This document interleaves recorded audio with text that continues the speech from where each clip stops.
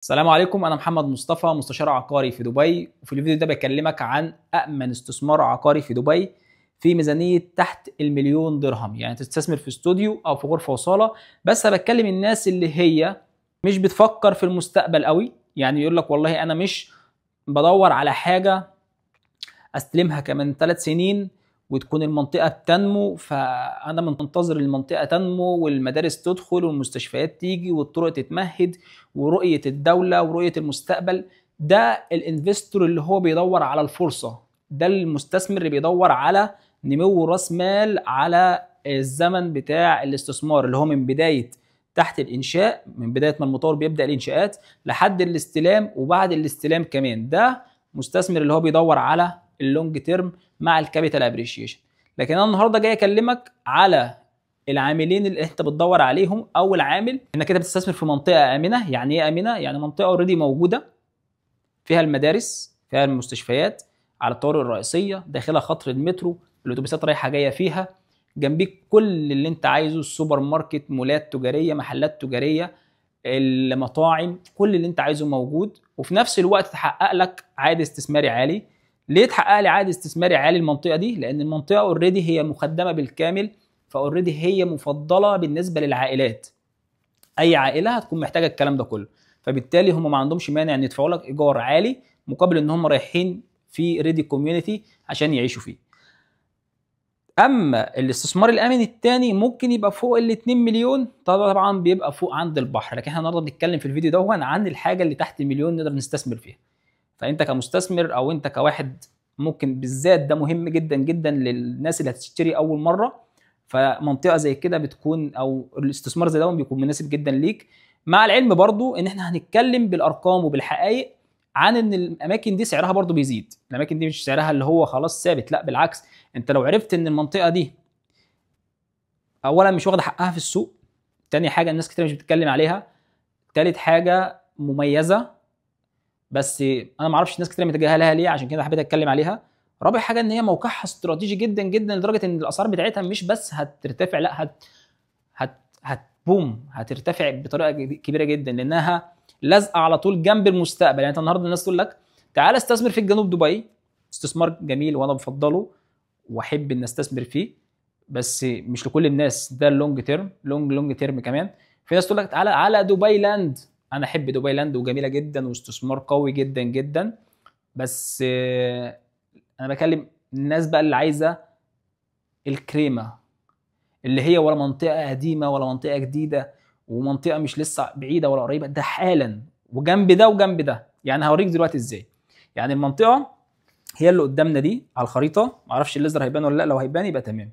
دي المنطقه اللي على الخريطه، تمام، اسمها الفرجان.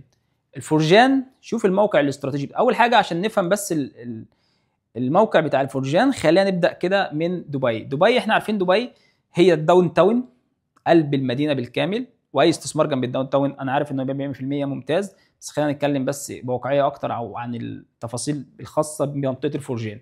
عشان في الفرجان في فرصه كويسه جدا، يعني سعر وعائد استثماري وكل اللي انت عايزه، حاجه جميله جدا يعني.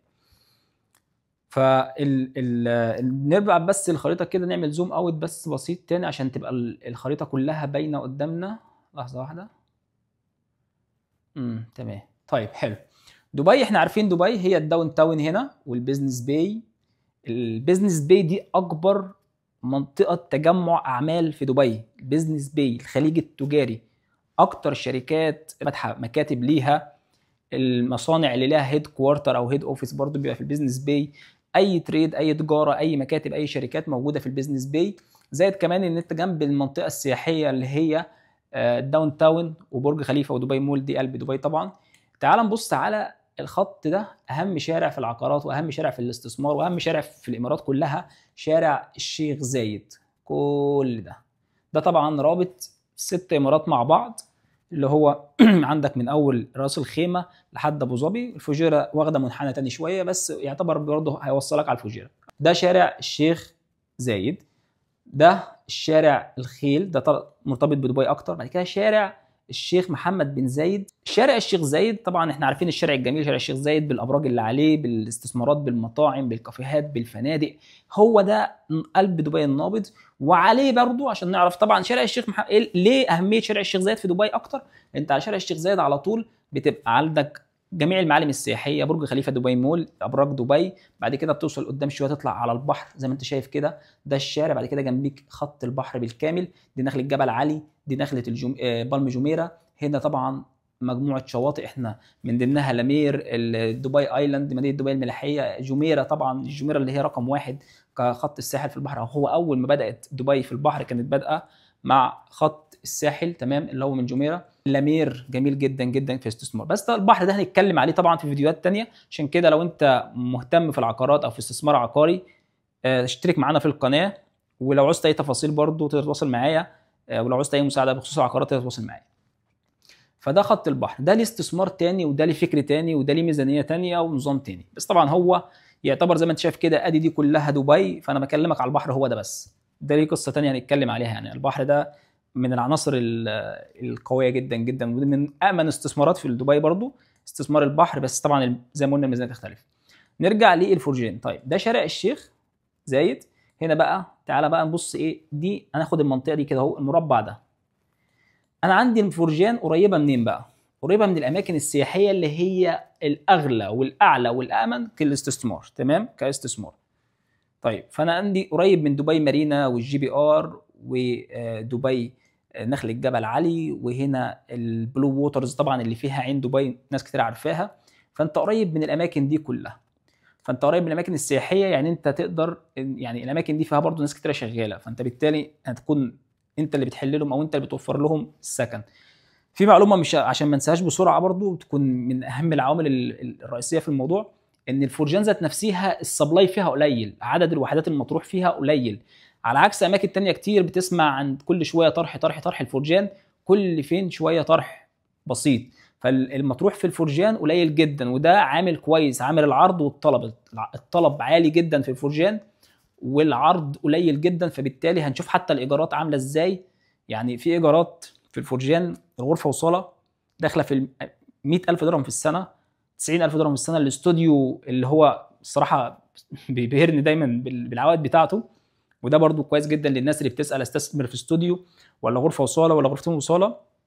هو يعتمد على نسبه العائد اللي انت عايزه، بس لما نيجي نتكلم الاستوديو، انت هتاخد الاستوديو مثلا ب 600 وب 500، اقل من 600,000 درهم، وبيتاجر ما بين ال 45 لل 60 لحد كمان ده في 70 لحد ال 70,000 درهم حسب المطور. بس نتكلم النهارده طبعا 70,000 درهم عالي شويه، لان بيبقى الكواليتي اعلى، فالسعر بيكون زياده شويه، ممكن يبقى ب 750. فبرضه تقدر تعمل عائد استثماري ما بين 8 ل 12%، يعني ممكن تعمل افريج 9 10% كعائد استثماري من الاستوديو. فعشان كده الاستوديوهات بتأجر بسعر عالي وبتعمل عائد استثماري عالي، دي مهم جدا. طيب نيجي نبص دي زي ما قلنا تاني، نرجع الفرجان.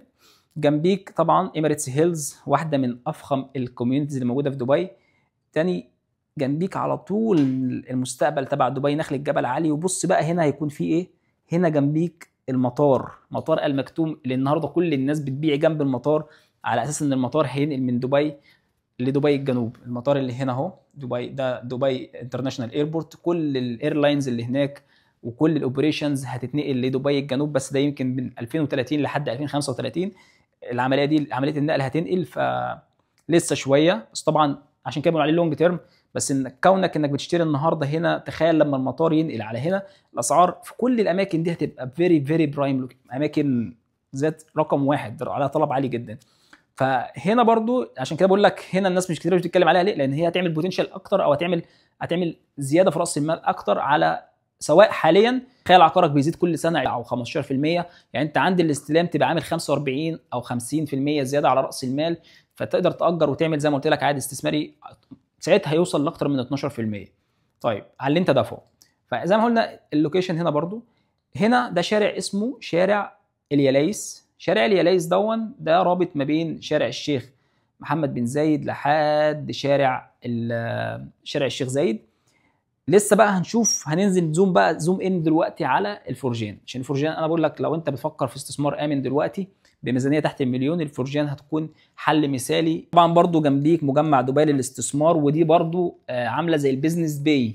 احنا اتكلمنا عن البيزنس باي هنا، فانا النهارده بكلمك على البيزنس باي الثانيه هنا، دبي انفستمنت بارك. ده اكبر مجمع للمكاتب ولشركات والاستثمار، يعني كله مكاتب واوفيسز هنا برضو جنب المطار على طول. فانت هيبقى جنبيك المطار اصلا، اللي هي دبي ساوث دي بتتجهز انها تكون، او زي ما اطلق عليها الشيخ محمد بن راشد ذات نفسه، اللي هي الداون تاون الجديده، ذا نيو داون تاون. طبعا كنيو داون تاون هتبقى المطار وجنبها كذا ديستريكت، الجولف ديستريكت والافيشن ديستريكت والريزيدنشال ديستريكت واللوجيستيك ديستريكت، يعني في اكتر من 6 أو 7 مناطق حوالين المطار، عشان كده تكون هي الداون تاون الجديده. زائد كمان انت جنبيك البيزنس باي دي، زائد انت جنبيك مينا جبل علي، رابع اكبر مينا في العالم. تخيل الناس اللي شغاله في مينا جبل علي بالبوزيشن بتاعهم، يعني الناس اللي هم بقى شغالين، اللي شغالين في الاستيراد والتصدير، الشركات اللي موجوده حوالين جبل علي، الشحن والتفريغ وشغل المينا عموما. فالكواليتي تبع الناس اللي موجوده في مينا جبل علي كواليتي عاليه جدا جدا. فسهل جدا انك انت لما تستلم تعمل اعاده بيع للناس دي، او تاجر للناس دي، او تاجر كمان للناس اللي هي شغاله في منطقه السياحه اللي هي على البحر. اكتر من 80 اوتيل هيطلعوا في نخله جبل علي، غير طبعا تطوير مارينا جبل علي وتطوير شاطئ جبل علي. يعني احنا بنتكلم ان انت تبقى ما بين النخلتين، حاجه كويسه جدا. طيب النهارده لو انت الناس اللي عايشه هنا برضو، ناس كتيره بتحب تعيش جنب البحر، بحيث ان هو بيحب يطلع على البحر كتير، بالذات الاوروبيين الاجانب. عشان كده الديسكفري جاردن نسبه كبيره جدا منها اوروبيين، ونسبه المستغله من الكاتيجوري مش الشباب، العائلات. وده امن استثمار، لانك انت بتستثمر او بتاجر لعيله، فبتقعد معاك فترات كبيره جدا، ما بيفرقش معاها زياده الاسعار في الايجارات، بتكمل، لان هو مش شاب سهل يتنقل من مكان لمكان، لا هو مرتبط بالكوميونتي، مرتبط بالمدارس تبع اولاده، مرتبط بالاسلوب الحياه اللي اتعود عليه هو واولاده في المكان ده. عشان كده لما هنقرب دلوقتي على الفرجان هنلاقي فيها اكتر من 9 مدارس، اكتر من 6 مستشفيات، غير الريتيلز مثلا سبينيس واحد من اكبر السوبر ماركت، كاريفور برضه او كارفور موجود هناك. كل الخدمات، المترو دي مهمه جدا جدا، ان انت مرتبط جنبيك خط المترو على طول، اللي هو الديسكفري جاردن والفرجان مترو ستيشن. انت اوريدي هم في الفرجان، فعلى حسب اللوكيشن بتاع المشروع تقدر توصل له. فانك انت برضه تبقى جنب المترو، فالمترو الاحمر مرتبط او بيربط ما بين الديسكفري جاردن لحد الداون تاون والبيزنس باي طبعا. وفي عندك دبي مارينا، في ليها محطه مترو، بتنزل من محطه المترو في الترام بياخدك لحد المارينا ويدخلك المارينا ويوديك لحد، يعتبر بيقربك كتير جدا جدا من نخله الجميره وشاطئ الجميره. خط المترو اللي موجود هنا ده علامه مميزه جدا ان المترو موجود، فالاسعار دايما باستمرار عاليه والطلب عالي. احنا عارفين مش بس في دبي، على جميع انحاء العالم المترو بيحافظ على الاسعار، بيحافظ على نمو الاسعار، وبيزود الطلب على المناطق في اي مكان. لو انت من اي مكان شوف اي مترو كده او جنب الخط المترو، هتلاقي الكثافه السكانيه موجوده دايما جنبيه، وده خط المترو اوريدي موجود. واخر نقطه برضو قبل ما ننقل، ارض المعارض الكبيره اللي في دبي، اللي هي المستقبل تبع ارض المعارض والانوفيشن سنتر والبيزنس هاب والكلام ده كله، منطقه الاكسبو. هي دي الاكسبو، يعني ممكن كان بنقول عليه اكسبو 2020. دي منطقه المعارض اللي هي برضو من ضمن المناطق اللي موجوده في دبي ساوث. مدينه الاكسبو دي بقى تحفه للخروج، للمعارض، اسلوب حياه جميل جدا، فيها مولات، وفي مول تجاري كبير جدا جدا بيفتح على شارع الشيخ زايد، هيبقى اكبر من دبي مول بكتير جدا. ثابته وستيبل، واستثمار امن ومريح للناس اللي بتدور على الاستثمار العقاري الامن، او امن استثمار عقاري في ميزانيه المليون درهم. تمام. هنقرب شويه بقى، تخش بقى على الديسكفري جاردن او الفرجان. ليه الفرجان السبلاي فيها قليل؟ لانك زي ما انت شايف معظم الفرجان هي فيلل وتاون هاوسز، ولسه الاراضي اللي فاضيه ما اتعملهاش ديفلوبمنت، ففرصه ان الاسعار تزيد بعد كده هتزيد 100% للاسباب اللي حكينا عليها، والاسباب ان لسه عندي اراضي هتتعمر. بس لما نيجي نتكلم مثلا في نفس المنطقه دي، لو نيجي نقول ادي الفرجان، هي الفرجان مش بس الجزء ده، هي الفرجان شامله الجزء ده كله، الفرجان بالديسكفري جاردن. شوف مثلا هنا ده شارع يلايس اللي احنا بنقول بيربط ما بين شارع الشيخ محمد بن زايد وشارع الشيخ زايد. شوف خطوط المترو عندك، ادي خط المترو ام اهو، مترو مترو، دي الديسكفري، دي الفرجان مترو ستيشن، ودي الديسكفري لا او دي الديسكفري جاردن مترو ستيشن، ايوه. وادي في مترو ورا هنا برضو، تمام. فانت عندك محاط بالمترو، المنطقه ريزيدنشال جنبيك كلها معظمها فيلل زي ما انت شايف، ده كوميونتي فيلل، ده كوميونتي فيلل، ده كوميونتي فيلل، فيلل. فيا دوبك الاراضي الموجوده للشقق قليله. طيب وانت برضو كونك على شارع الشيخ محمد بن زايد الرئيسي برضو حاجه جميله جدا. انت بينك انت مثلا سواء ايا كان المنطقه اللي هتاخد فيها، فانت قريب من كل الاماكن اللي اتكلمنا عليها. لو جينا برضو هنا ندور على مثلا، لو قلنا عشان نفهم برضو عايزين مدارس مثلا في المنطقه اللي احنا فيها دلوقتي، سكولز، تمام. شوف ايه المدارس اللي هتطلع. شوف كده عدد المدارس اللي هيكون موجود عندنا: 1 2 3 4 5 6 7 8 9 10 11 مدرسه موجودين بس في المحيط تبع الفرجان. ولو عديت الناحيه الثانيه عند اميريتس هيلز، او عديت الناحيه الثانيه عند اي منطقه، هتلاقي برضو في زي ما انت شايف كده عدد كبير جدا من المدارس. عشان كده بقول لك هي المنطقه عائليه اصلا بطبعها. لما نيجي نشوف برضو لو هنتكلم على السوبر ماركت مثلا، شوف برضو ايه وضع السوبر ماركت او الريتيلز.